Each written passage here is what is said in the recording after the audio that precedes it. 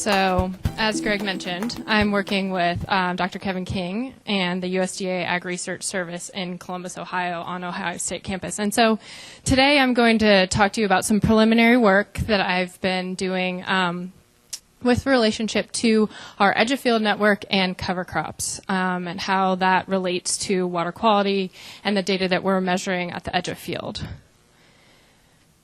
And so just to give you kind of a brief outline of what I'll be talking about today, as all of you have heard from earlier sessions, earlier talks, many people have covered this, but kind of framing the problem and staging the problem as Lake Erie and their algal blooms. From that brief background, I'll move into cover crops as a tool to reduce nutrient loading and just touch on what we know, what we don't know, a little bit about our study site design, how I use the data, and some preliminary results in terms of nitrate loading, dissolved reactive phosphorus, you'll see that a lot, DRP, dissolved reactive phosphorus loading.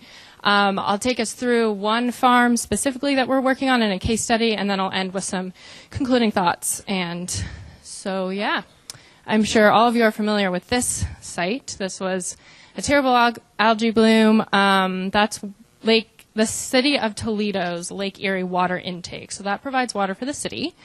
And they were issued a do not drink warning and were handing out bottled water in 2014. And so this sort of, even though the rest of us in this research community and agricultural community might have had algae blooms on their radar, it sort of put it in context for local citizens. And so this is what we have in mind moving forward when we're trying to think about how do we manage these landscapes and what do we find at the edge of field. So a lot of people can do plot scale research, but what's unique about this network is we're working on working farms and we're working on whole fields from these farms. And so I'm sure a lot of you are familiar with what cover crops are, but just to give a little bit of background, they're grown in between cash crops, right? So in between your corn or your soy, your corn or your wheat. And it's to just prevent your soil from being bare during those fall, winter, spring months. And there's a lot of different benefits. I just have a few listed here, but they could include, maximizing your living roots, increasing your infiltration of rainfall and precipitation. You can improve things like aggregate stability and create macropores, roots, and earthworms live in those spaces. Other benefits include soil carbon increases, and that can go hand in hand with mineralizable nitrogen and improving soil water holding capacity. I just included that question of, can you decrease incidence of disease in your crop, subsequent crop? That's something that people look at. But of course, this is a water quality session, so I'll focus mostly on, my colleague will focus on this next bullet point. Do cover crops influence your discharge? So that's a question we have regarding cover crops. But then I'll talk about nitrate and DRP. So those are still up in the air, more or less. And so what we know, or don't know, is that there's a kind of limited amount of data published on phosphorus and cover crops. There's a lot more published on nitrogen and cover crops, and a lot of small plot research has been done on where does the nitrogen move when you have a cover crop in your rotation. But when you look at the literature for phosphorus, it's different. It's more varied. There's fewer publications, and you can find kind of data to refute or support different ideas. So does it decrease your phosphorus loading and your nitrogen, or does it not? Is there no difference between your phosphorus loading, but it does decrease nitrogen? So things like that come up in the literature. Does it, is there an increase in leachate? And what about freezing thawing effects of that organic matter or that cover crop in the winter? So there's been some research done in Ontario, Canada, specifically looking at, how does decomposition affect any kind of leaching losses. And I think from some of that preliminary findings, there wasn't necessarily a significant increase during the winter time from that organic matter freezing and thawing and decomposing. But just to sum up a couple more points, there's more publications coming out of Europe typically on this topic, and that generally from my findings, there's more benefits that can be attributed to decreasing nitrogen leaching or nitrogen loss from these fields And there's been a lot of studies done in the Midwest on nitrogen and cover crops specifically, especially in the context of the Mississippi River Basin.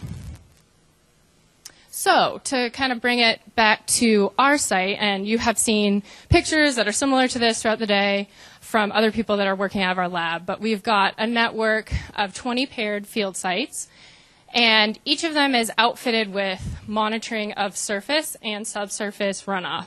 And so you can see things that look like this.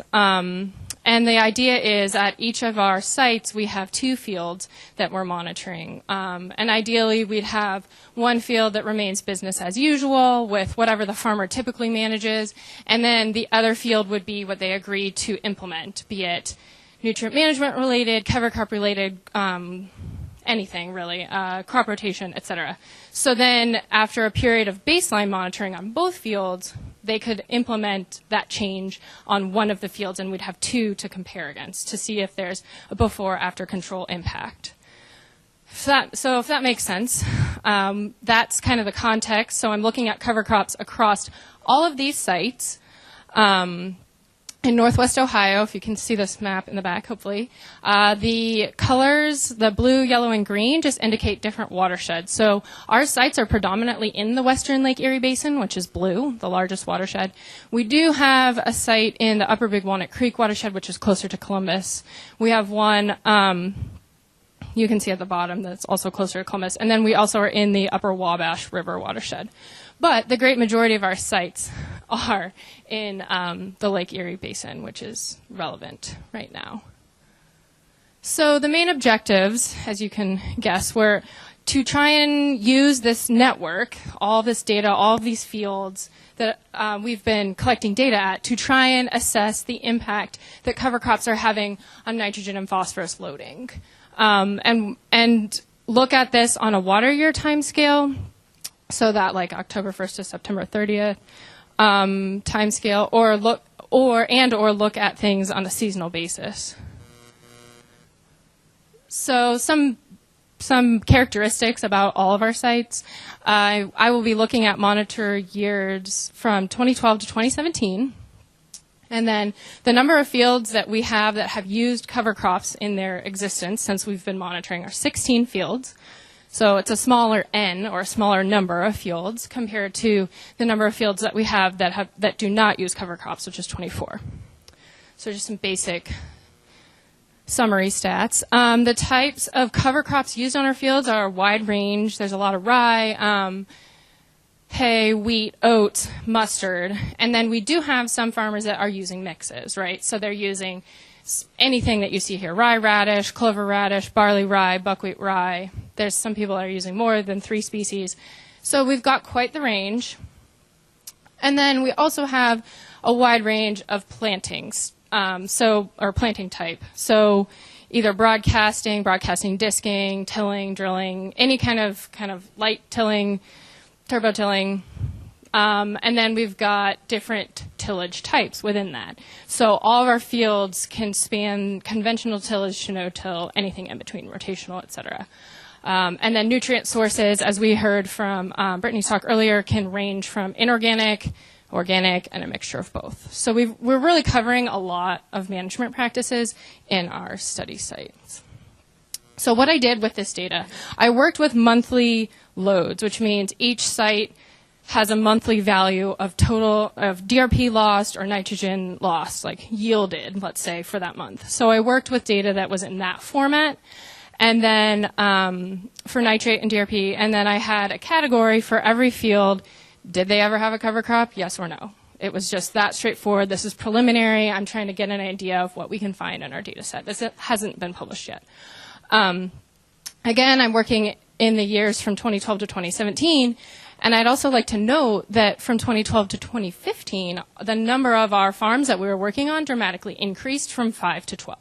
So therefore, our data points, our data set grew dramatically between those years. So when I get into the data a little bit more, those earlier years are going to have a very small number of fields. So it's actually more interesting to look at more recent data from like 15, 16, 17, when we have, 12 plus, we have 12 farms or more added to the mix, and therefore more data, more fields with cover crops. So then again, I've analyzed data seasonally. And then also, I'm not separating surface runoff and tile drainage. So I'm combining all runoff, all water leaving the field. My colleague who's speaking after me will address the partitioning of those two different hydrologic pathways. So first data slide. Basically, I'm going to start with DRP, move into nitrogen, and then I have another set of slides to touch on. But this graph is a simple bar graph looking at water years on the x-axis, so you see 2012 to 2017, and then we have average monthly DRP loading in kilograms per hectare on the y-axis, and you see the scale is relatively small, 0 to 0.14 kilograms per hectare are lost on average from a field in a month. So blue would be the fields without cover crops, and orange would be the cover cropped fields. And you can see that there's not a ton of variability in the later years in 2016 and 2017, but you can see a lot of like up and down from 2012 to 2015. And in some cases, we might see a slight uptick in loading from fields that happen to have cover crops. But I'll get into some seasonal analysis too, because it's important to think about, especially if you're thinking about cover crops are growing in the non-growing season. So if we look at winter and autumn, you can see that there's still variation between the water years. Here we have the same axes, water years on the x-axis, and DRP loading on the y. And when you look across seasons, there's some, blips and upticks in some of the years, but generally it's pretty low. And when you look at spring, it's similar. So there's some variability, and when you break it down by season, you can try and look at things differently. But again, a little bit of increase from fields that have cover crop. However, when you switch and look at nitrate, we're kind of in a different ballpark here. So you can see that our scale is much greater, so we're on a 0 to 2.5 kilogram per hectare loss on average from all of the fields across all of the water years. And we can see that when we look at cover crop fields are orange and non-cover crop fields are blue, there's a significant decrease in nitrate loading in some of those water years. So it's just a different, like nitrogen and phosphorus are clearly behaving differently in these environments. And again, so looking at this pattern seasonally, winter, autumn, and spring, we can see the same trend in that cover crop fields have a reduction in nitrogen and nitrate loading throughout the water years and throughout different seasons. Okay, so this graph is a lot different from the bar graphs, but it's basically another way to look at the data. So loading includes the hydrologic component. And so on the x-axis, I have the amount of runoff leaving these fields, so runoff depth. And on the y-axis, there we have DRP loss or loading in kilograms per hectare. So again, I'm going to go through some DRP loading slides and then some nitrate. But we can see here that there's a lot of variability. And so if we look at maybe like 50 or 100 millimeters of runoff and you like draw a line straight up, you can see at multiple fields with the same amount of runoff, you can have a wide range of loss, a wide range of loading, right? There's a lot of scatter. So we don't see the strongest relationship with DRP and the amount of water leaving the field. But it can vary, right? So in water year 2015, you can see that there's, again, a lot of scatter. If you go to like 40 millimeters of runoff and you draw a line straight up, you see there's a wide range in how much loading you can have at any given point. But in this instance, in this water year, it tended that cover crop fields lost slightly more DRP than non-cover crop fields. So we're like, that's interesting. Well, what about 2017? Well, 2017, there's a lot of variability. There's a lot of scatter. Again, the same axes. And if you look at the R square, the one-to-one line is not the best fit. But you can see that the relationship is not as strong with the hydrology of the sites as maybe nitrogen might be. Again, a lot of scatter. This is all of the site years. So this is all of the fields, all of the years of data that we have. And there was the opposite. So the relationship flipped in this case. So we saw a reduction in nitrate from fields with cover crops. And that's what we would expect based on the literature and the way nitrogen behaves with water. And just to compare again, we can look at the two different water years, water year 2015 and water year 2017, and we can see that the trend more or less remains the same. There's going to be some scatter with all of this data, but the R square, and this was something that I was talking with a colleague earlier about, is greater with the cover crop fields, meaning that that one-to-one line, there's less scatter of data points from fields that had cover crops. So it's interesting to think about maybe those cover crops are having an impact on the hydrology of the site and kind of decreasing the amount of water leaving the fields or changing the dynamics of the water in that field. And so that can relate back to nitrate, obviously, and how it's strongly tied to that hydrologic movement. So it's interesting because we see some significant trends with nitrogen that we might not see with phosphorus, but what does it look like on a paired field kind of perspective? So I wanted to provide at least one example that we found on one of our sites that used cover crops on one field and did not use cover crops on its partnered field. And so the top field is the north one and the bottom one is the south field, and you can see the top graph is, so both graphs are nitrogen. And in the August-September timeframe, the farmer planted 90 pounds per acre of cereal rye. And then if you observe the nitrogen loading, this graph has switched to pounds per acre, might be more familiar. But you can see the blue line, which is our pounds per acre loading of nitrogen, it dips dramatically during kind of that non-growing season time after the cover crops were planted. Because if you look at the field that did not have it, directly below, there's those two peaks you can see on the bottom, here and here, versus no cover crops. That farmer again planted the same cover crop, 45 pounds this time per acre of cereal rye. I don't have, the graph doesn't extend too far out. But what's interesting, so that's the story with nitrate, and that's something that we might have anticipated. When you look at phosphorus, so these next two graphs are DRP, again, it's the same timeline with when he planted the cereal rye. This is dissolved P loading in the north field that had cover crops, but we do see kind of this blip happening, but maybe it's reduced. And I don't know the numbers off the top of my head, but it's definitely interesting because those peaks are not quite the same as the peaks after the field that had a cover crop. So that's sort of curious. Yes, those would be events. So each peak you see would be related to a precipitation runoff event. Yeah, and I should also say this is tile drainage. This isn't including surface runoff. Yeah.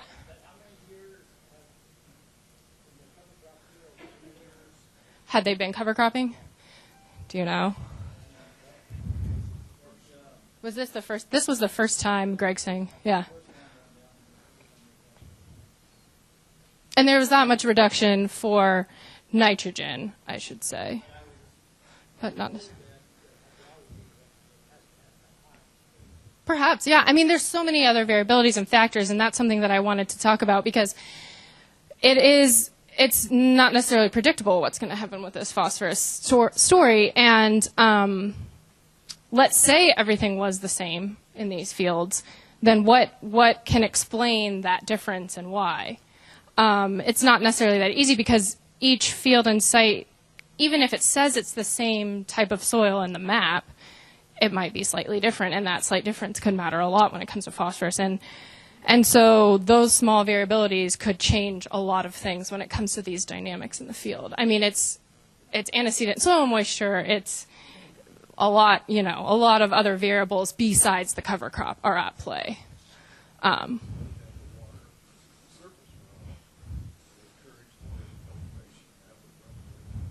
Yeah. The comment from the front row, just so everybody could hear, was if you have a cover crop on the field, there's potential to decrease the amount of water running on the surface and increase the amount of infiltration, which then could translate to, your increase in phosphorus or nutrient loading. So these are preliminary findings. This is what we have right now. I'm going to continue to dig into the data set, but I wanted to provide some preliminary thoughts and conclusions. And essentially, we did find, at least initially, what we assumed we would find in terms of the nitrogen story. And based on previous literature and lots of other, data from Midwestern field studies is that cover crops have an impact on decreasing nitrogen loading. But the DRP story is more inconsistent and more difficult to kind of tease apart, given, the scale at which we're working with on these fields.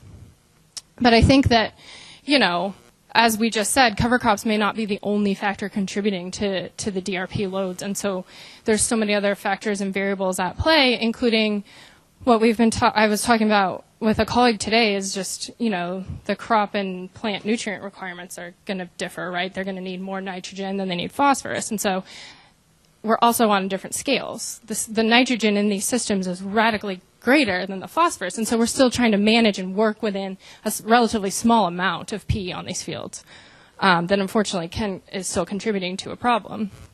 And so, just reiterating that P has a more complex soil cycling process potentially than nitrogen, right? Like if phosphorus is more tightly bound to the soil than nitrogen, and then nitrogen has more pathways of movement, gaseous forms, whereas phosphorus doesn't, those are all at play. And then another thing to think about is the planting date, kill time, kill method. All of those things are going to have an impact. So we're not, scratching the surface on that on these sites because all these fields that have used cover crops are potentially being managed differently, right? Like when they're planted, when they're killed, some people might be killing them in November, December, which, I don't know, then that cover crop isn't actually growing for that long before it's then just matter, biomass sitting on a field that is decomposing until spring. So, and how they're killed, are they tilled in, are they sprayed, all of those can have a role. And so moving forward, some questions, you can think of so many questions, I'm sure everybody here could, but, how do cover crops interact with other management variables at our sites? And does cover crop type make a difference in NMP load? So for example, what I want to dig into more is winter wheat versus cereal rye, or fertilized crop versus unfertilized, because some of our farmers are using their wheat crop as an opportunity to put a bunch of phosphorus fertilizer down. And so then that's going to skew the results. If you're technically wheat would then be a cover crop, but if you're dumping your nutrients on, then it's going to skew things there too, because traditionally a cover crop wouldn't receive nutrients. So trying to break down the data a little bit more to try and tackle these questions are the next steps. So with that, acknowledgements, we've got a big edge of field team. None of this would get done without our awesome techs collecting, going all over Northwest Ohio to collect samples. And here's my contact information. If you have any questions later, give me a shout.